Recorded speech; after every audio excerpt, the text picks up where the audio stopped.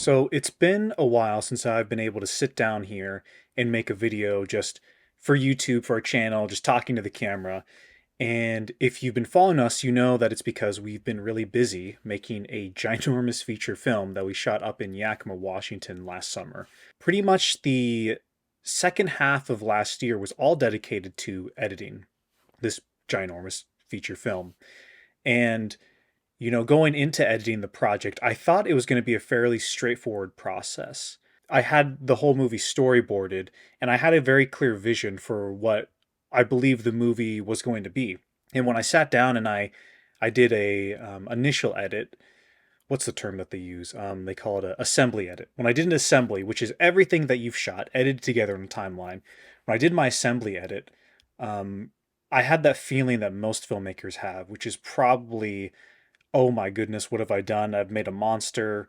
This is unwatchable. This was impossible. I've screwed up my movie somehow. I don't know what I've done, because you're sitting on this ginormous pile of what feels like garbage. Now, it's not garbage, it's never actually that bad, but it always feels like that when you're in the moment. And so from there, I whittled the movie down to a rough cut. Then from a rough cut to a proper first cut, I would say, second cut, third cut, and all the while going along, it's shrinking and shrinking and shrinking in length, which is good because I think the initial edit was 3 hours and 15 minutes, and I don't think very many people would be down to see our movie for that long. I mean, it's not in Lord of the Rings. I mean, Lord of the Rings, that's cool, but like not with our movie necessarily. Um, because it's a movie that should feel kind of easy breezy, kind of quick, fun adventure.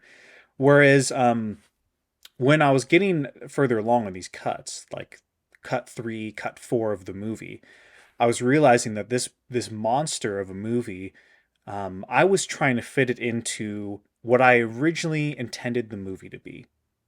And I had a real blockage because I had cut it down to, I believe, 2 hours and, 50 minutes, 45 minutes, somewhere in there. And around that length, I was really concerning myself. I was thinking, wow, I have absolutely no idea how I'm going to edit this movie down from 2 hours and 50 minutes down to 2 hours or below, or whatever the length, my ideal length was. And I was really struggling with this. And somewhere along the process, I took a step away from the project for a little bit. And during this time, I met with my co-writer, Andrew. Andrew wrote the movie with me.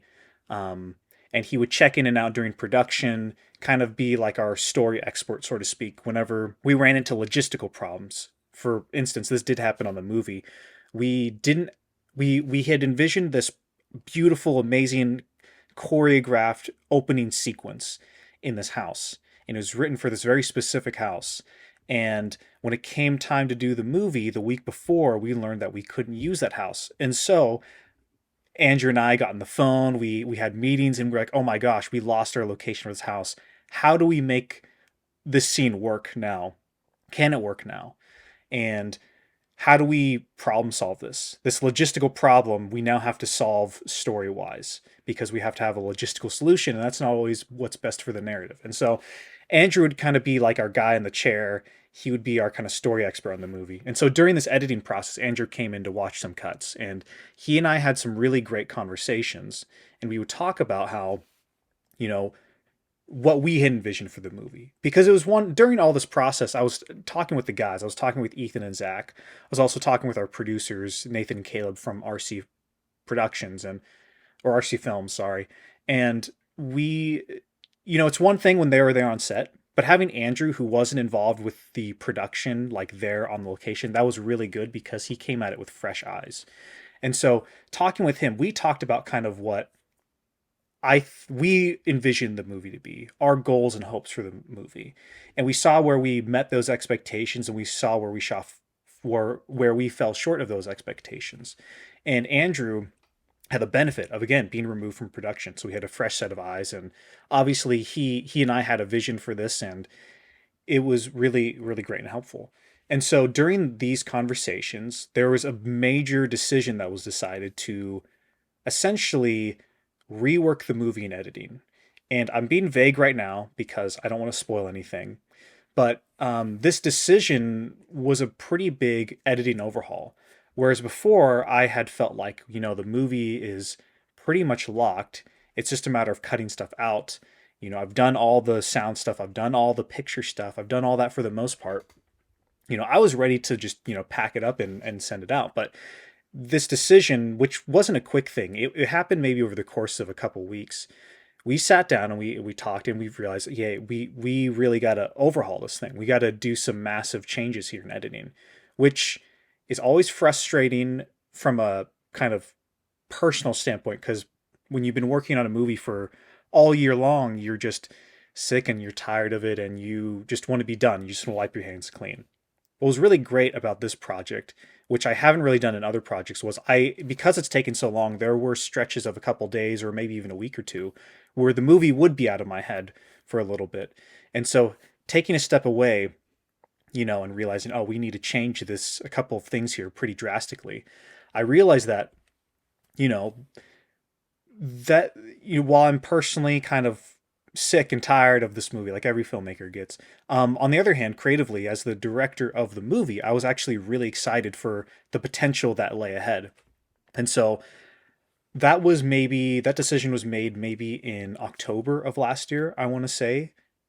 Um, and then in November and December, what happened was that creative overhaul was reworking all those big changes, which again, I'm sorry I have to be vague, but I don't want to spoil anything in the movie.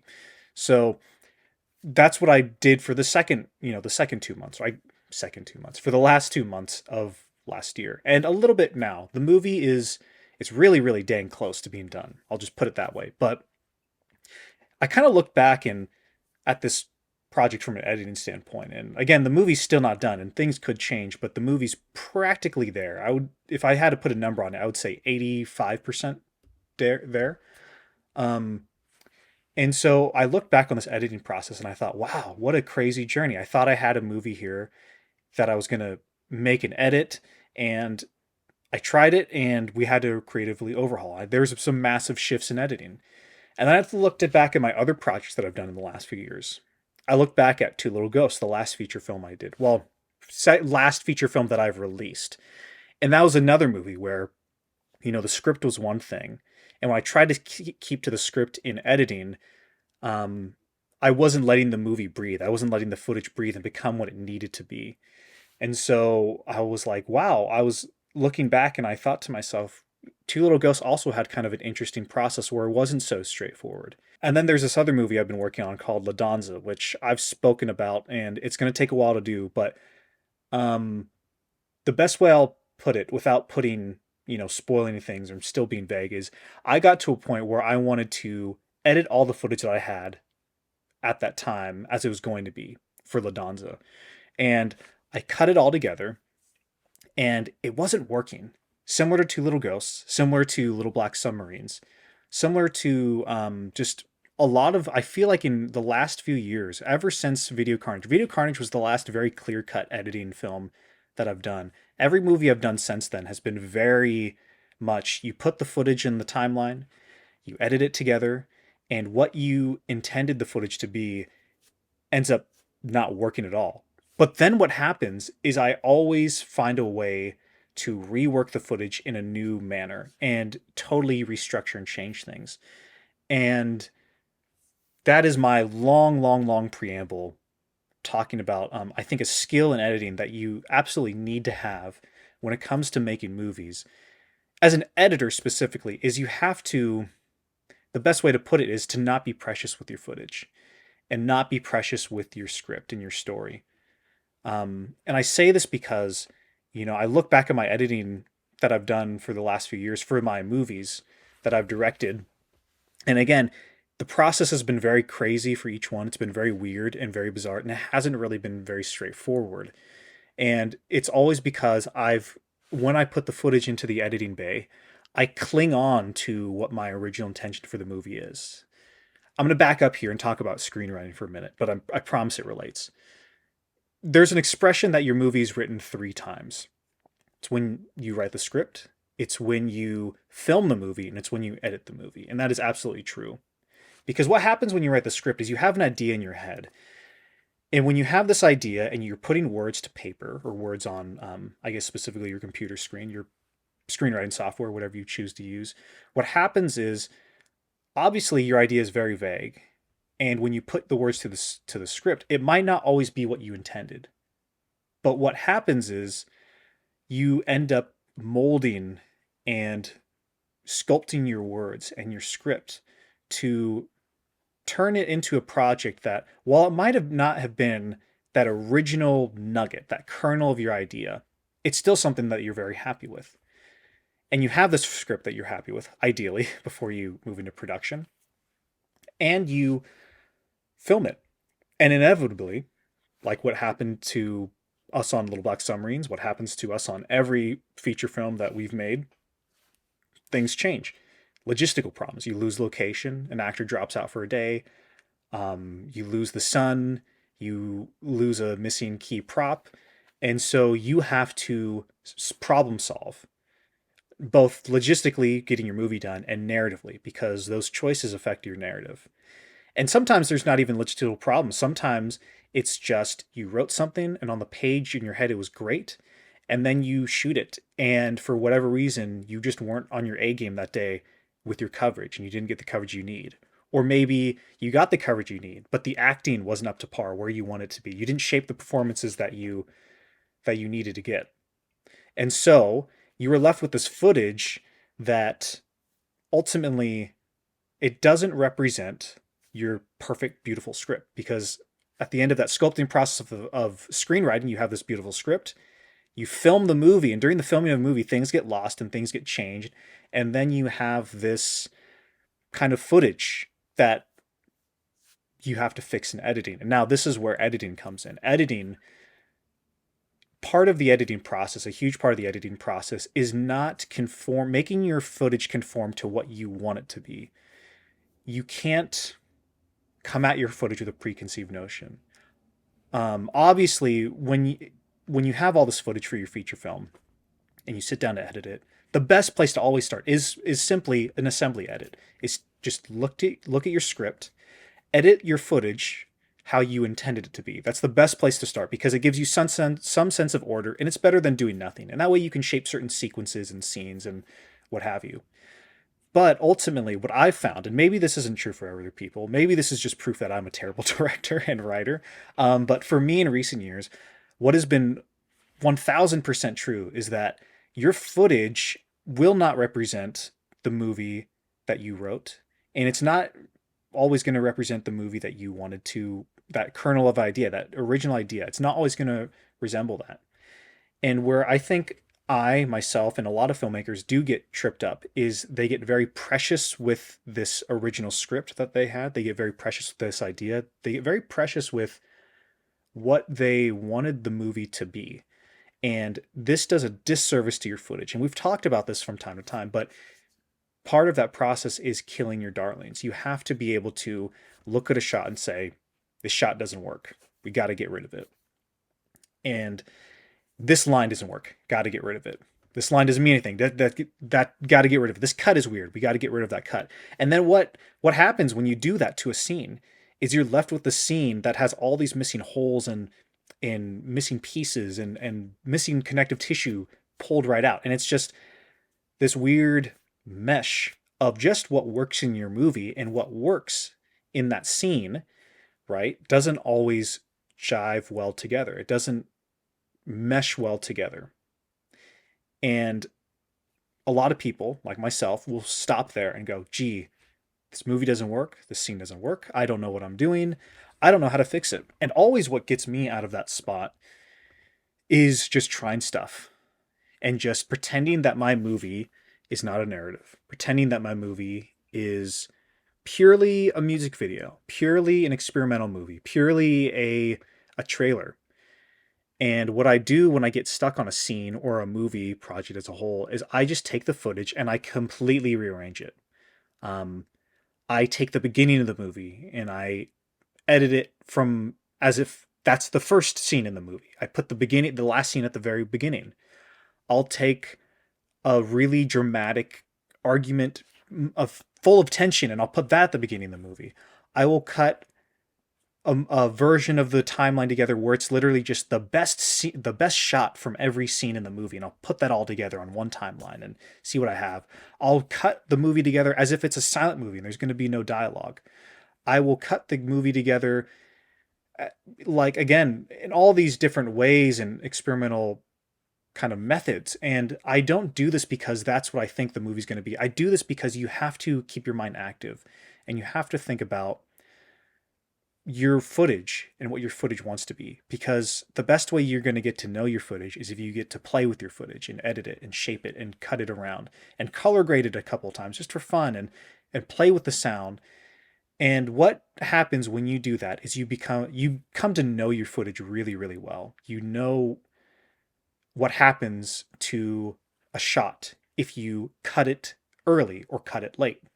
You know what happens to a shot if you drop all the saturation, take out all the color. You know what happens to a shot if you speed it up or slow it down. When you know what you can do with every one of your shots, that's when you're going to be ready to edit your movie. Because when you know all your footage, when you know all your shots, that's when you're going to be able to assemble the movie. Because those shots will tell you, I want to be longer.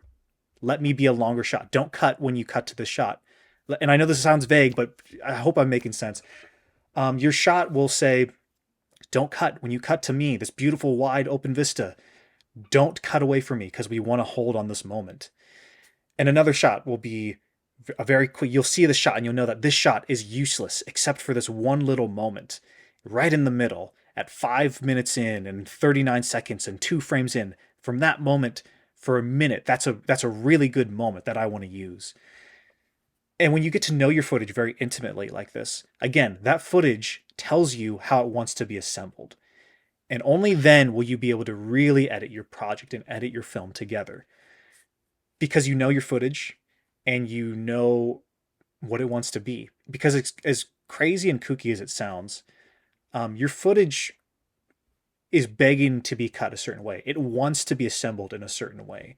Our problem as filmmakers is we get very rigid with our original idea, with our original script. And we go out and we shoot a movie, and ultimately, all those things change. Our original visions, all our hopes and dreams and desires for the movie, it changes because things change when you make a movie. Things are compromised ultimately. And so our biggest mistake is when we get into the editing room and we just simply take the footage and we just try to force it into what we want it to be instead of letting the movie become, what it should be. Because we ultimately, it's really hard to kill your darlings and let those things go. It's a hard thing to learn, and I don't quite know how to summarize it really succinctly and quickly and tightly into a catchy phrase or a slogan by any means. But it's something that filmmakers need to know how to do. And it's ultimately something that when you leave the editing bay, when you leave your computer or iPad or whatever you edit on, you should feel, and again, maybe this is a testament to how bad of an editor and filmmaker I am. I hope it's not. You should feel emotionally drained because cinema is an emotional experience created by the manipulation of time and space, editing. So when you edit, it should be an emotional experience. It should drain you. It should drain you to cut a scene together and have to cut out all your darlings. It should drain you even just to put beautiful shots onto a timeline together because you're thinking about what shots look good right after another. What shots look good when you fade in? What happens when you cut? What happens when you dissolve and overlay and superimpose? All that should emotionally drain you because editing a movie is an emotional experience just like watching one is as well. So it's kind of a skill that you have to develop, and you can only really learn to do it by doing it and playing around with your footage and playing around with your movies. And I see this a lot of times with filmmakers who have a cut of their movie and they get really stuck on it and they don't know what to do. Um, and it seems kind of Herculean and overwhelming to look at their footage and begin where to edit it or fix it or wherever they are at the editing process. I would say just start cutting stuff together. Take an angle and stick with that angle. And that's not saying you're going to do that angle, but just take that angle and play with it. And when I say angle, I don't mean like a literal shot from your movie, like a coverage. I mean Again, edit your movie as if it's a silent film, and just edit your movie as it's a silent film, and that will give you ideas. Edit your movie as if it's a music video, and just cut it together with an awesome song. Um, edit your movie with just the best shots of your movie, with just the close-ups or just the wide shots. See what happens. And only by doing this will you get an idea of how your footage wants to be shaped. And I guess maybe the best way to say it is you have to be able to speak to your footage and allow your footage to speak to you. Because that's where you can really let the movie become what it wants to become. And that's kind of what I've been dealing with the last few months, and really the last several projects. Um, Editing is a very, like I said, it's a very emotional thing, and if you aren't willing to invest the emotion in editing your movie, the audience is probably not going to be as emotionally invested when they're watching the movie. So I would, whenever you're cutting together your movie and you get stuck, my advice is just play with your footage and mess around and tap into that mindset of nothing is precious. I can delete all my movie, I can change things around. You really have to be able to not be afraid of your movie. Because I think that's the other silly thing is I think sometimes we feel afraid of the movie, like, oh geez, what's going to happen when I remove this shot, or what's going to happen when I add this shot back in, or that sort of thing. And we should be afraid of the movies. The movie should be afraid of us, which, I don't know what that says about me again, but it's your footage. Play around with it the best that you can. And I promise you, interesting, creative things will happen. And hopefully this video finds you in a place where maybe this is the advice that you needed.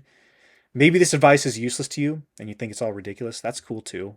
That's your prerogative. I just want to share my experience with editing the last few movies because I sat down the other day and I really thought, gee, editing is not a straightforward process whatsoever. It's a really weird thing. And this is just something that I've kind of observed and learned over the past few years. And I hope that if you heard this, watched this whole thing, I hope that this has been some interest to you, that you've had some kind of, revelation yourself, or maybe it's not, and that's cool too. But yeah, that's kind of just what I've been thinking about lately a bunch, is just editing. And if you're curious to see what kind of editing stuff I've been doing lately, stuff that's public that I can show you, I have a personal YouTube page. On that YouTube page, I've been putting up some dance portraits. I got the opportunity to shoot a bunch of dancers recently at a ballet studio for this little dance meet and greet mixer thing. So I've been uploading footage from that, and it's not exactly what I've been talking about here, but you'll kind of see how I'm just playing around with lots of different things. And when you watch through these dance portraits, just think about how I cut the stuff together and why I cut it together. Think about how you would cut it together differently. And yeah, just take footage and take that for inspiration, or, leave a comment that you hate it or whatever. I'm not fragile or anything. I can take any criticism. So, yeah, check out my YouTube channel. There's going to be more stuff on there uploaded pretty regularly, some dance portraits, if anybody has any interest. And yeah, thank you for watching all this way. And if you want to know more filmmaking tips too, make sure you hit like and subscribe, and I'll see you on the next video.